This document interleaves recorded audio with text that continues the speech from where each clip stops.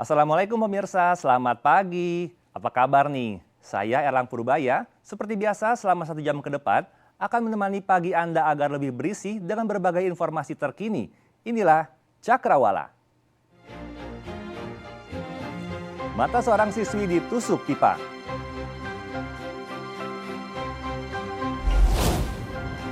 ODGJ ngamuk lawan petugas Satpol PP.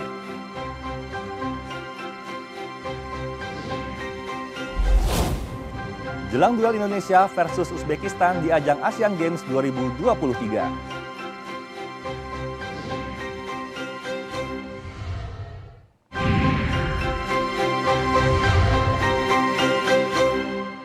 Pemirsa pasti sudah asing dong dengan budaya wayang di Indonesia. Nah, perlu Anda ketahui jika akulturasi budaya masyarakat Tionghoa dan Jawa ini sudah terjadi ratusan tahun yang lalu. Salah satunya adalah wayang potehi, wayang golek atau boneka dengan cerita Tionghoa. Kali ini pengurus kelenteng Hokdik Biopati menggelar pentas wayang potehi untuk memperkenalkan kepada generasi muda.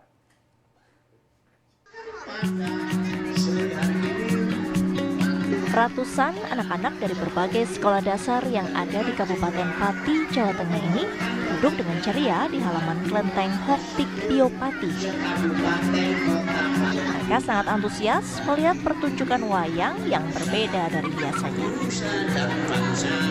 Jika biasanya mereka melihat pertunjukan wayang Jawa seperti wayang kulit atau golek, kini mereka dikenalkan dengan wayang potehi, terbuat dari boneka tradisional asal Fujian, Cina yang mirip dengan wayang golek dari daerah Jawa Barat. Pertunjukan wayang potehi ini sudah mengadaptasi budaya lokal Indonesia dengan mencampur penggunaan bahasa Mandarin dan bahasa Indonesia. Pencampuran bahasa ini dimaksudkan agar pentas wayang potehi dapat dinikmati berbagai kalangan.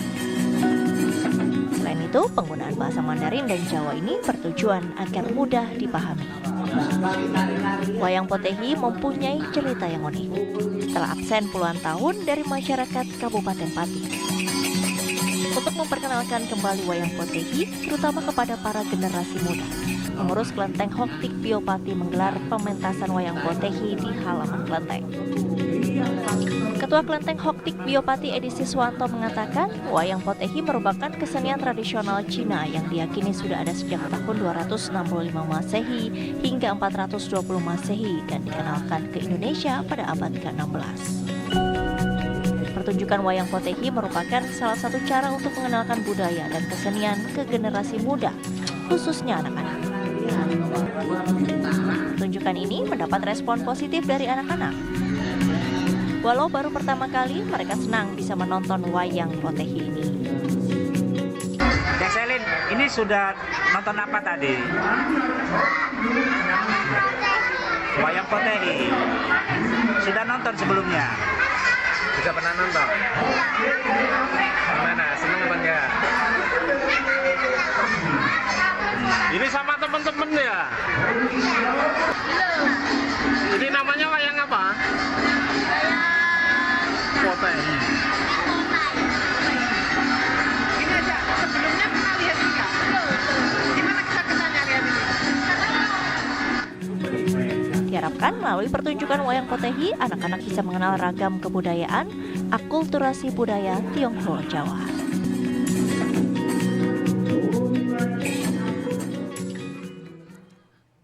Beralih ke informasi lain, ada yang cukup buat tegang siswa sekolah dan guru. Bagaimana tidak pemirsa? Ada seekor ular kobra didapati siswa dan guru berada di kamar mandi Sekolah Dasar Negeri 2 Bukit Tunggal, Kota Palangkaraya. Kepalanya kuasai gong. Ular kobra sepanjang 2 meter lebih ini didapati berada dalam bak mandi salah satu kamar mandi siswa SD. Petugas berupaya mengevakuasi ular tersebut dengan menggunakan alat penjepit khusus.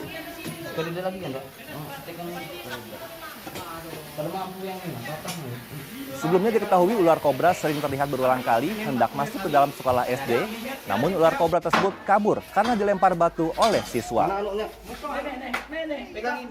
Jangan ada yang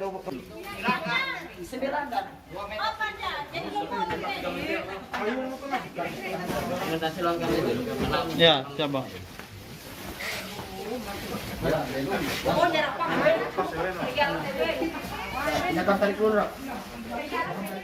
Dari ular kita ke 3 monyet liar ekor panjang yang berkeliaran di permukiman warga Kedaung Kaliangke, Cengkareng, Jakarta Barat. Keberadaan monyet-monyet liar kerap meresahkan warga. 3 monyet liar kerap masuk ke rumah warga di Cengkareng, Jakarta Barat sehingga warga jadi ketakutan. Warga kemudian meminta bantuan petugas pemadam kebakaran untuk menangkap monyet tersebut. Dalam waktu 3 jam bersama dengan tim Balai Konservasi Sumber Daya Alam, petugas pemadam kebakaran berhasil menumbuhkan 3 monyet menggunakan tembakan bius. Monyet ekor panjang bernama Latin Macaca fascicularis ini kemudian dibawa ke Balai Konservasi Sumber Daya Alam untuk dikarantina dan dibebas liarkan ke habitatnya. Kayak sini, Yang.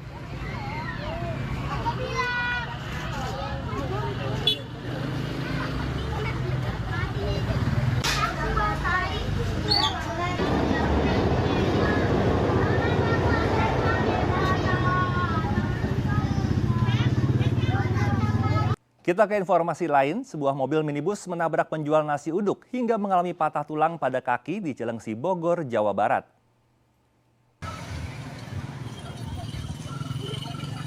Berdasarkan rekaman video amatir milik warga, sebuah minibus menabrak pos security di sebuah kawasan perumahan Cilengsi, Bogor. Tidak hanya itu, minibus ternyata juga menabrak lapak penjual nasi uduk.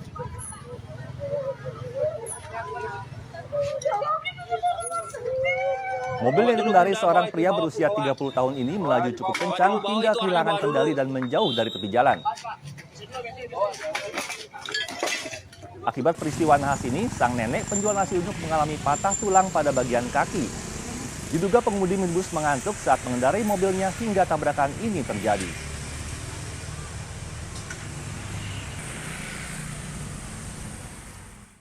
Masih soal laka lantas, pemirsa, 1 orang tewas dalam kecelakaan maut yang melibatkan bus penumpang dengan truk pengangkut kelapa sawit di Kecamatan Bila, Sumatera Utara.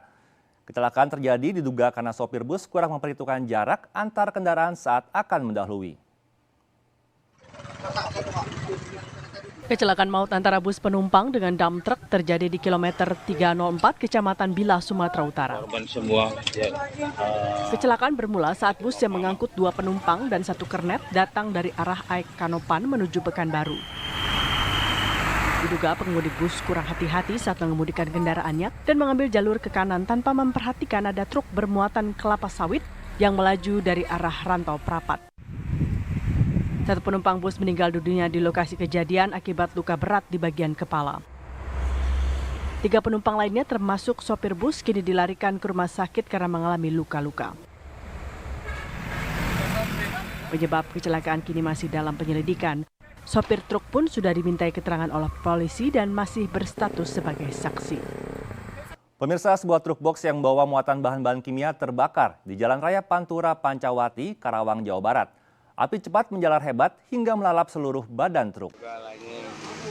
Kebakaran truk box bermuatan bahan-bahan kimia itu membuat panik pengendara dan warga di sekitar lokasi kejadian. Panas goblok. Mantan Lurah Pancawati ada mobil insiden kebakar, mobil box. Diduga sumber api berasal dari bawah mesin truk yang mengalami korsleting. Gaduh kontak, nak. Mangga hubungi Blambir. Karena membawa muatan yang mudah terbakar, api pun dengan cepat menjalar ke seluruh bagian mobil. Selain membakar badan mobil, kobaran api juga membakar kabel listrik dan nyaris membakar rumah warga. Api baru bisa dipadamkan setelah 3 unit mobil damkar dikerahkan ke lokasi.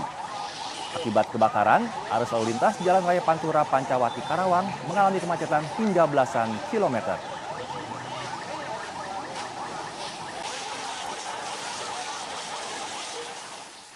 Beralih ke informasi lain, penyanyi dangdut Cupi Cupita rampung menjalani pemeriksaan oleh penyidik Badan Reserse Kriminal Mabes Polri terkait kasus dugaan promosi judi online.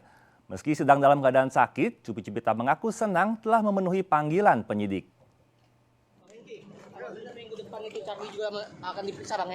Cupi Cupita mendatangi Barreskrim Mabes Polri untuk menjalani pemeriksaan terkait dugaan ikut mempromosikan judi online. Bersama kuasa hukumnya, Cupi Cupita diperiksa selama 6 jam dan dicecar lebih dari 20 pertanyaan. Pengacara Cupi Cupita, Hengki Solihin, mengklaim kliennya tidak mengetahui konten yang dipromosikan yang merupakan situs judi online. Cupi Cupita sendiri mengaku bahwa konten promosi judi online tersebut berpengaruh buruk terhadap karirnya. Sebelumnya, kasus dugaan promosi judi online tengah diperdalam oleh Badan Reserse Kriminal Mabes Polri. Sederet artis lainnya seperti Wulan Guritno dan Yuki Kato sudah sempat diperiksa terkait kasus serupa.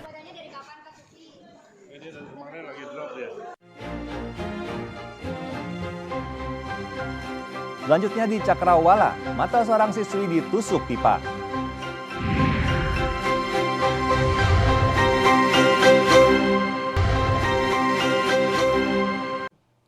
Pemirsa, Anda kembali di Cakrawala. Pedagang pasar grosir Kapasan Kota Surabaya, Jawa Timur mengalami penurunan omset penjualan lantaran kondisi pasar sepi pembeli. Para pedagang menduga sepinya pasar karena para pelanggan beralih belanja online, seperti melalui TikTok maupun e-commerce lainnya. Beginilah suasana sepi dan lenggang di pasar grosir Kapasan Kota Surabaya, Jawa Timur. Padahal sebelumnya pasar yang berlokasi di Jalan Kapasan ini relatif ramai karena menjadi rujukan pembeli untuk kulakan atau membeli barang secara partai besar. Pasar Kapasan ini menjual barang berupa tekstil seperti pakaian, jaket, celana, busana muslim, baju sport, dan lainnya. Sepinya pasar Kapasan ini dikeluhkan oleh para pedagang karena omset para pedagang mengalami penurunan drastis. Jika sebelumnya mereka sehari bisa mendapatkan sekitar 30 juta hingga 50 juta rupiah, namun saat ini untuk mendapatkan 10 juta sangatlah sulit. Ya, penjualannya itu turun drastis, hampir 80%. Dari tadinya yang dapat uang 50 juta itu dengan enteng kita bisa dapat, sekarang menghasilkan 1-2 juta aja susah. Itu 50 juta itu per hari atau? Per hari. Per hari ya? Ya. Meskipun nggak 50, 40 itu terus enteng lah mas. Kalau sekarang memang? 2 juta aja ngoyo mas. 3 juta, 2 juta ngoyo. Sepinya pasar ini diduga karena pembeli beralih melakukan transaksi jual beli melalui online seperti via Shopee, Tokopedia, dan juga TikTok Shop. Para pedagang berharap pemerintah segera mengatur regulasi perdagangan online agar para pedagang di pasar bisa kembali diramaikan oleh pembeli. Kita ke Jawa Barat. Polres Cimahi menggerebek rumah yang berada di perkebunan di Lembang, Bandung Barat, Jawa Barat, yang diduga sebagai tempat penyimpanan narkoba.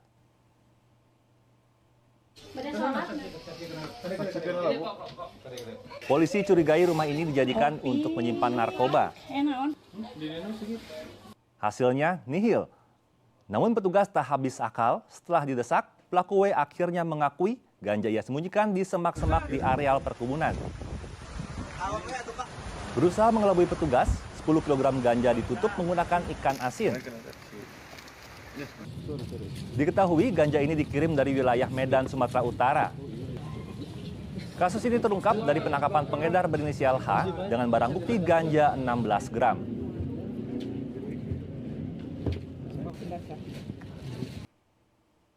Video seorang siswa dianiaya oleh temannya viral di media sosial. Diketahui kejadian itu terjadi di wilayah Cilacap, Jawa Tengah.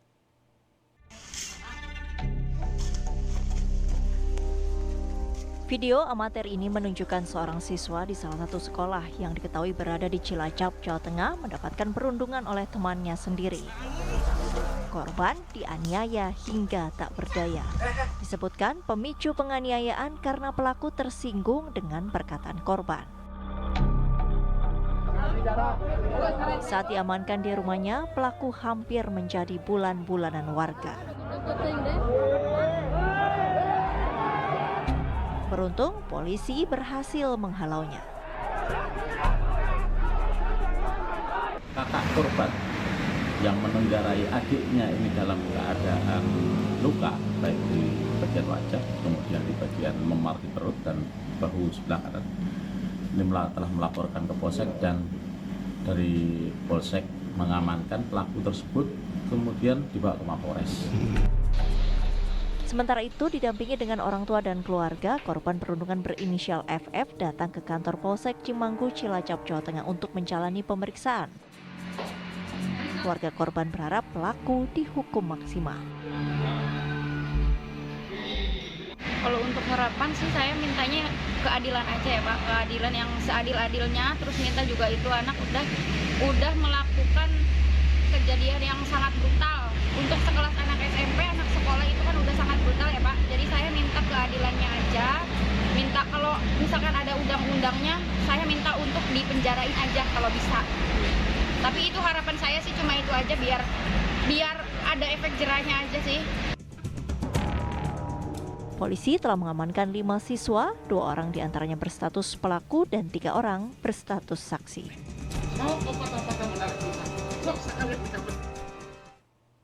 Siswi sekolah dasar di Jakarta meninggal setelah jatuh dari lantai 4 gedung sekolahnya.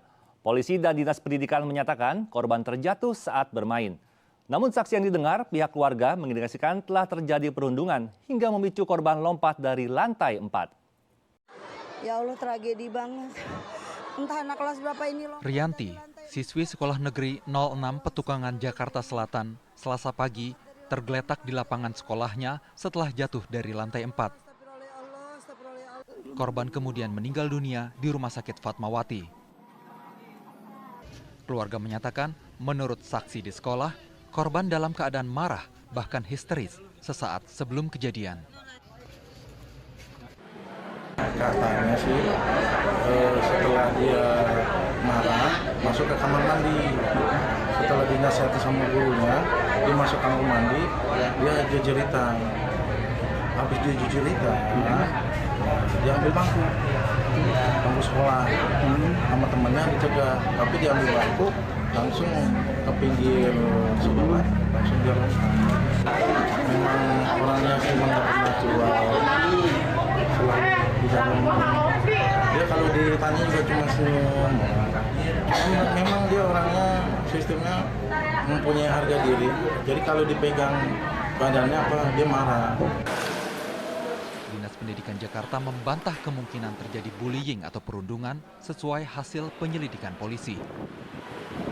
Dugaan bully sendiri itu gimana? Nggak ada. Nggak ada Pak ya? Nggak ada, itu kan dari keterangan polisi udah jelas. Pak, ya. Dalam kejadian ini apakah ada evaluasi dari pihak pendidikan untuk sistem keamanan gedung sekolah? Oh iya, sistem safety-nya Pak?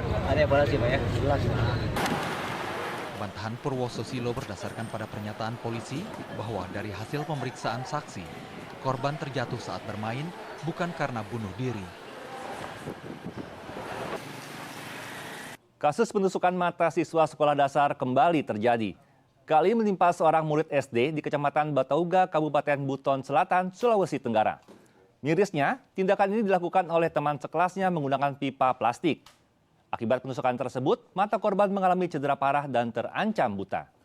Beginilah kondisi MF, murid SD di Kecamatan Batauga, Kabupaten Buton Selatan, Sulawesi Tenggara. Usai matanya ditusuk pipa plastik oleh teman sekelasnya. Korban pun langsung dibawa ke unit gawat darurat Rumah Sakit Umum Daerah untuk mendapatkan perawatan medis. Peristiwa tersebut terjadi pada Senin 11 September 2023 lalu. Korban MF berusia 10 tahun yang saat itu sedang mengerjakan tugas sekolah di dalam kelas. Tiba-tiba didapati pelaku berinisial SF yang masuk ke dalam kelas sambil mengayun-ayunkan pipa plastik ke arah murid lain di dalam kelas. Namun naas, ujung pipa menusuk mata korban tepat di bagian mata hingga terluka parah dan terancam buta. Polisi masih melakukan penyelidikan dengan memanggil semua pihak yang mengetahui kejadian tersebut, termasuk pihak sekolah dan pelaku. Korban saat ini masih dirawat di Rumah Sakit Unhas Makassar dan akan menjalani operasi hingga 2 kali. Namun orang tua korban kini masih bingung mencarikan dana untuk biaya operasi dan perawatan korban selama berada di rumah sakit.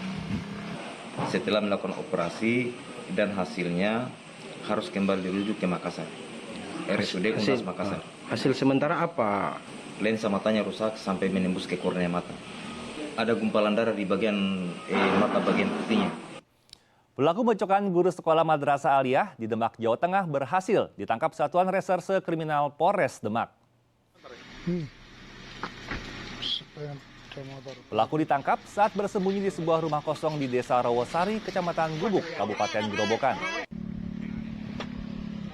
Kepada polisi, pelaku mengaku tega menganiaya gurunya karena sakit hati, tidak diizinkan mengikuti ujian tengah semester. Pelaku diancam pasal penganiayaan berat dengan ancaman hukuman mencapai 12 tahun penjara. ODGJ ngamuk lawan petugas Satpol PP.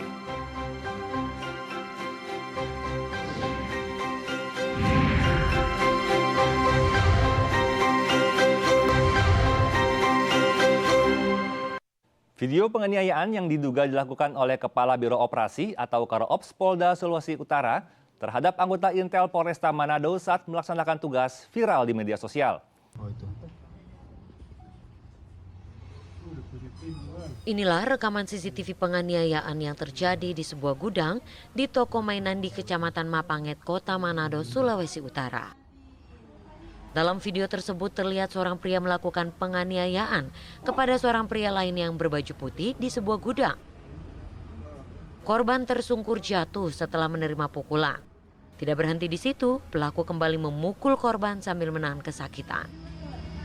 Dalam video tersebut sempat terjadi perdebatan, namun tidak diketahui apa isi perdebatan tersebut. Peristiwa itu terjadi pada Kamis malam 21 September 2023 di salah satu toko mainan anak. Diduga, pelaku yang melakukan penganiayaan adalah Karo-Ops Polda Sulawesi Utara, Kombes Pol Wawan Wirawan. Dia diduga melakukan penganiayaan terhadap anggota Intel Polresta Manado Aibtu Jufri Suhani. Video penganiayaan ini pun viral di media sosial dan menuai kecaman dari berbagai pihak. Karo-Ops Polda Sulawesi Utara, Kombes Pol Wawan Wirawan membantah jika dirinya telah melakukan penganiayaan terhadap anggota Intel Polresta Manado Aibtu Jufri Suhani. Tapi kalau ada dibilang penganiayaan atau apa itu tidak ada. Kalau ada kejadian di malam itu karena pimpinan menegur anak buah yang melakukan pelanggaran. Ya. Kasus penganiayaan ini kini sudah dalam penanganan Propam Polda Sulawesi Utara. Pemirsa, sejumlah kepala keluarga di Pulau Rempang, Batam mulai dipindahkan ke hunian sesuai pilihannya masing-masing. Sementara itu, pihak Badan Pengusahaan BP Batam mengakui mayoritas warga masih menolak tempat tinggal rusun yang disiapkan. Sebagian warga Rempang telah bersedia untuk pindah dari rumah mereka ke tempat yang disiapkan oleh Badan Pengusahaan BP Batam. Terdapat 291 kepala keluarga di Kelurahan Sembulang, Kecamatan Galang, Batam sudah mendaftar. Tapi baru 3 kepala keluarga di Sembulang yang pindah. Menurut BP Batam, relokasi warga yang terdampak pengembangan Rempang Eco City dilakukan tanpa ada paksaan atau intervensi pihak manapun. Kepala BP Batam, Muhammad Rudi, juga mengakui mayoritas warga tak mau dipindah ke rusun sehingga pihaknya menyiapkan ruko. Kita beri kesempatan kepada masyarakat yang ingin menerima relokasi, boleh berebut uang, boleh tempat yang kita siapkan. Kalau bicara rusun, hampir 99,99% mereka tak mau. Kalau ruko udah kita siapin, jumlahnya mungkin hampir 500 lebih sudah ada.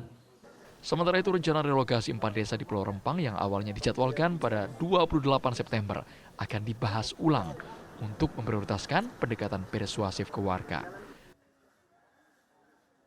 Pemirsa, ex-warga Kampung Bayam Selasa sore mulai berdatangan ke Rusun Nagrak Cilincing, Jakarta Utara. Setelah bertahan 10 bulan di bawah tenda yang berada di depan stasiun JJ, ex-warga Kampung Bayam akhirnya mau direlokasi. Usai mengisi data diri penghuni rusun baru, warga mengikuti pengundian nomor urut untuk menempati kamar unit di Tower 3 Rusun Nagrak Cilincing. Untuk biaya sewa rusun bagi warga relokasi sebesar Rp505.000 per bulan. Sedangkan penghuni umum uang sewa rusun sebesar Rp765.000 per bulannya. Pemirsa, seorang wanita pedagang yang mengalami gangguan jiwa diamankan petugas Satpol PP di kawasan Pasar Senen, Jakarta Pusat. Ini izin dari mana kalian? Sedangkan saya presiden yang seharusnya tugas di bawahan saya. Udah di bawahan. Tidak bisa sopan dikit. Saya nggak mau. Tolong hargain posisi saya. Wanita ini kerap memancing keributan dengan warga sekitar sehingga warga melapor ke petugas Satpol PP. Ini namanya jebakan. Saya nggak tahu menau soalnya. Saat akan diamankan, wanita ini mencoba melawan.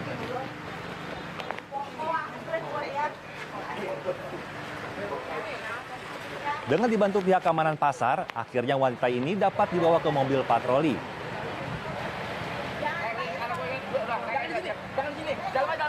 Wanita ini akan dibina di Panti Sosial Kedoya, Jakarta Barat.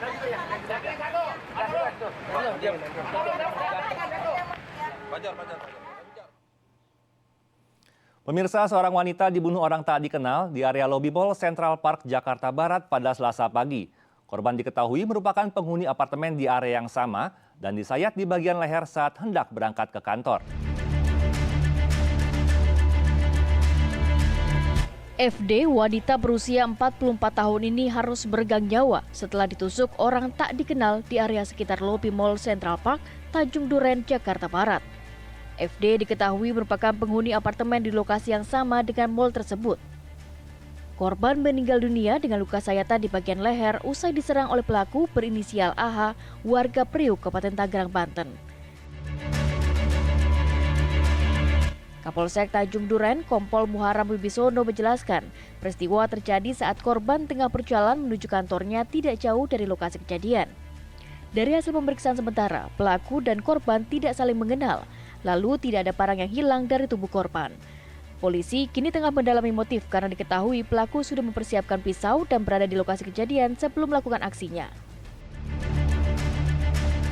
Untuk motif ini masih kita dalami, ya, karena untuk pada saat di TKP pun dan saat pendalaman sampai saat ini pun tidak ditemukannya ada barang dari korban yang hilang.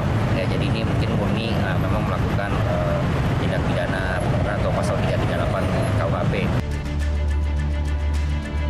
Saat ini kepolisian masih melakukan pemeriksaan terhadap pelaku guna mengetahui motif dari aksi kejinya tersebut.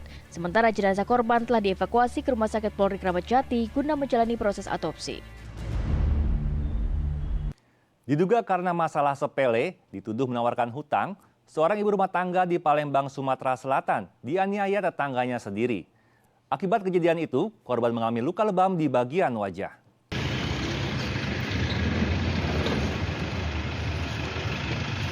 Emilia, seorang ibu rumah tangga warga Jalan Kiai Haji Azari, Kelurahan 2 Ulu, Kecamatan Seberang Ulu 1 Palembang, dianiaya tetangganya sendiri pada Selasa siang.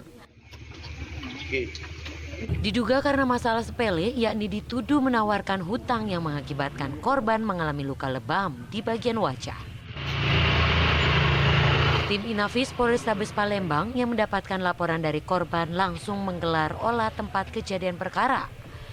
Menurut keterangan korban, awalnya terlapor memarahi korban di lokasi kejadian karena dituduh sengaja menawarkan hutang kepada suami terlapor. Namun korban yang tidak merasa menawarkan hutang membantah perkataan terlapor. Terlapor yang diduga kesal dengan korban yang membantah kemudian langsung menganiaya korban.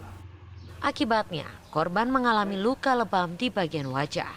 Kan pertamanya dia ngomong salah paham, salah katanya aku ngomong ke laki dia ngolok ibu dah. Jadi apa yang luka? Di wajah sama? Tangan. Hingga saat ini kepolisian masih mendalami kasus ini.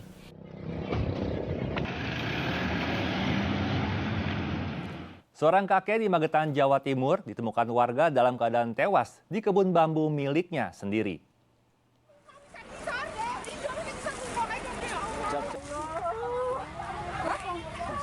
Warga desa Bangsri, Kecamatan Ngariboyo, Kabupaten Magetan, Selasa sore digemparkan dengan ditemukannya Parto Sarno. Seorang kakek berusia 85 tahun yang tewas terbakar di kebun bambu miliknya. Korban ditemukan warga tewas dengan luka bakar 90% di bawah rumpun bambu. Menurut keterangan warga, korban Selasa siang berpamitan kepada keluarga pergi ke kebun jati dan bambu miliknya untuk membersihkan semak-semak kering.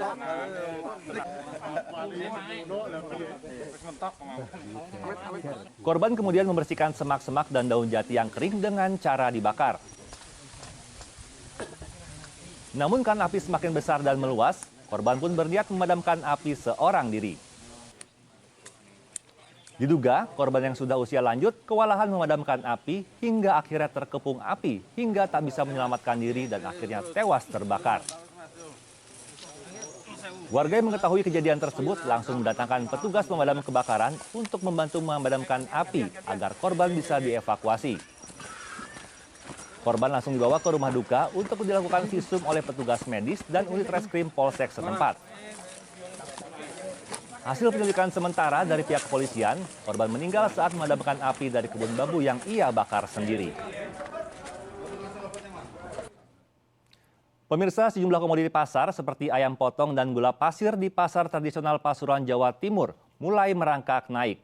Kenaikan dua komoditi ini antara Rp1.000 sampai Rp3.000 per kilogramnya.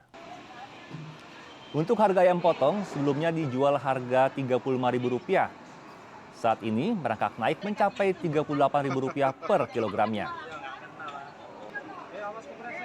Kenaikan ini disebabkan karena pengepul ayam menaikkan harga ayam menjelang perayaan Maulid Nabi Muhammad SAW. Selain ayam, kenaikan juga terjadi pada harga gula pasir. Di mana sebelumnya harga gula pasir dijual Rp13.000, saat ini naik antara Rp14.000 sampai Rp14.500 per kilogramnya. Pedagang mengaku stok gula tinggal sedikit. Tak menutup kemungkinan harga gula akan terus merangkak naik. Sementara itu untuk harga beras jenis medium masih di level tertinggi yakni Rp13.500 per kilogramnya. Sementara untuk beras jenis premium harga masih di angka Rp15.000 per kilogramnya. Jelang duel Indonesia versus Uzbekistan di ajang Asian Games 2023. Tetaplah di Cakrawala.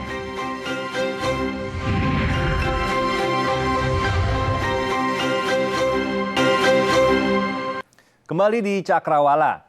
Pemirsa, pertandingan Liga Anak Lorong Soekarno Cup 2023 yang digelar dalam rangka peringati Hari Jadi Kota Makassar ke-416 diwarnai kericuhan.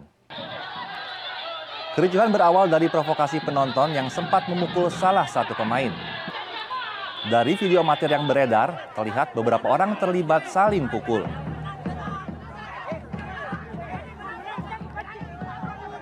Beruntung pihak panitia dan sejumlah aparat yang berjaga bisa meredam kedua belah pihak sehingga aksi kericuhan tidak berlangsung lama. Usai suasana kondusif, pertandingan sepak bola Liga Anak Lorong Soekarno Cup 2023 pun kembali dilanjutkan. Kita beralih ke informasi lainnya. Pemirsa, kemarin 2 medali emas kembali hadir dari pesta olahraga terakbar se-Asia. Haris Horatius dan Muhammad Sejahtera sukses menjadi yang terbaik. Suasana gembira dirasakan skuad Indonesia yang bertarung di Asian Games Hangzhou, China. Selasa 26 September 2023, Indonesia Raya berkumandang 2 kali di venue pesta olahraga Asia terakbar ini. Muhammad Sejahtera Dwi Putra yang sehari sebelumnya berhasil meraih emas, Selasa kemarin ia kembali memperoleh emas dari cabang menembak nomor shooting men 10 meter running target mixed run.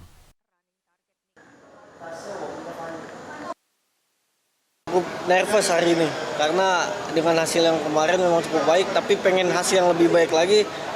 Ya memang nervousnya ini memang harus diredam, tapi susah kalau pertandingan seperti ini, apalagi ajang event besar kayak gini kan.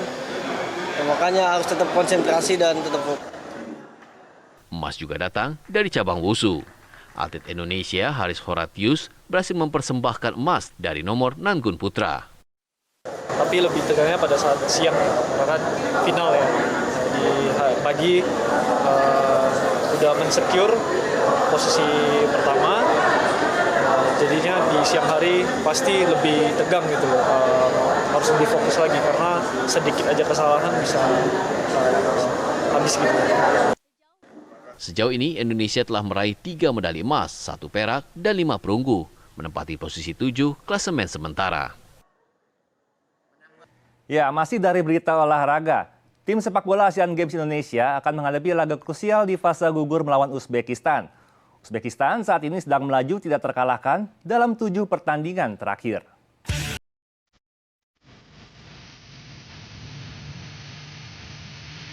Misi sulit bakal dijalani tim nasional Indonesia di babak 16 besar Asian Games 2022.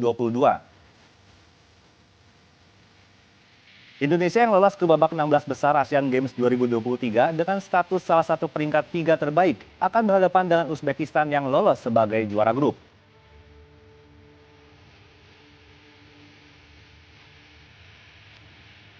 Di atas kertas, peluang Indonesia memang tidak sepenuhnya tertutup. Apalagi pasukan Indra Syafri bakal kedatangan amunisi baru yang juga mesin gol Ramadan Sananta.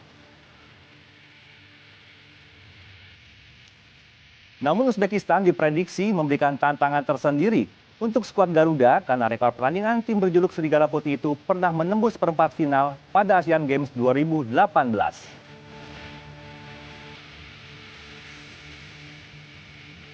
Kita beralih ke informasi lainnya.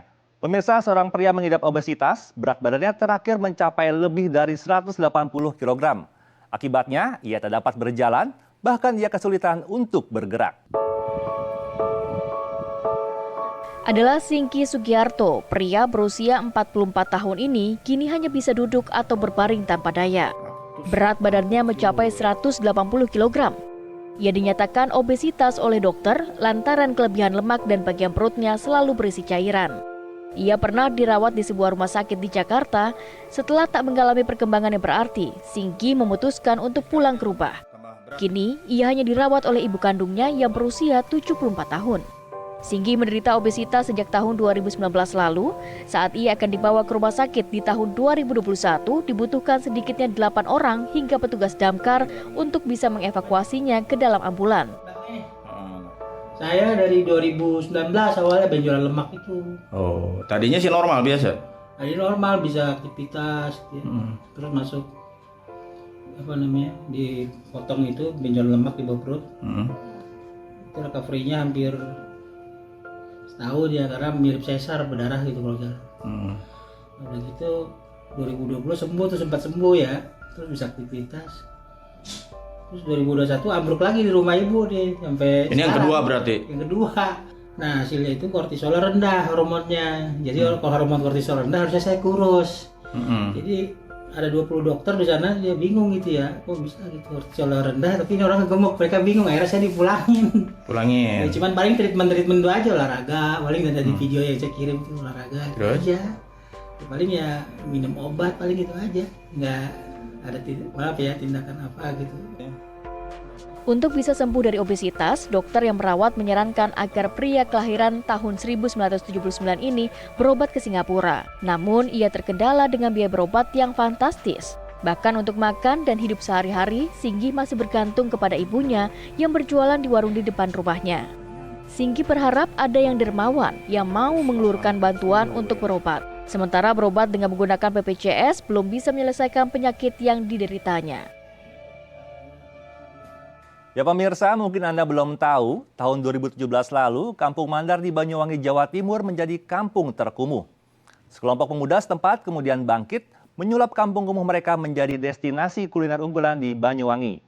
Bagaimana perjuangan para pemuda ini? Berikut informasinya untuk Anda.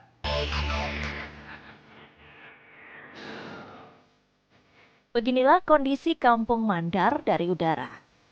Kampung Mandar berada di timur kota Banyuwangi, Jawa Timur. Perahu nelayan setempat tanpa bertambah api. Untuk bisa terlihat bersih dan tertata seperti ini, ternyata membutuhkan waktu sekitar 5 tahun. Pada tahun 2017 lalu, Bupati Banyuwangi memberikan predikat Kampung Mandar sebagai kampung terkumuh. Posisinya yang berhadapan langsung dengan Selat Bali mengakibatkan sampah menumpuk dan menjadi tempat langganan banjir. Sejumlah pemuda setempat kemudian bergerak. Bermodalkan peralatan sederhana, mereka mulai melakukan pembersihan sampah di darat dan di muara. Hingga akhirnya warga pun mulai merubah kebiasaan membuang sampah sembarangan. Bahkan warga berhasil menyulap muara kumuh menjadi pasar ikan bakar yang bersih. Dan pada tahun 2021 dibuka pasar ikan menjadi destinasi kuliner unggulan di Banyuwangi. Kami dari pemuda ingin bergerak, ingin membantu masyarakat. Akhirnya di awal kami membuat dari serok, kemudian ditambah lagi dari tosa, dan kemudian di tahun ini kami membuat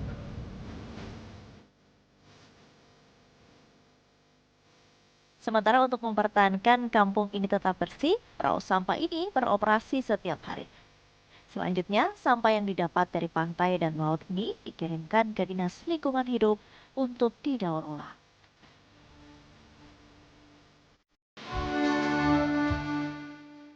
Ya, terima kasih Anda sudah bersama kami di Cakrawala. Jangan lupa tetap saksikan Cakrawala pukul 7 esok pagi. Saya Elang Purbaya pamit, sampai jumpa dan wassalamualaikum.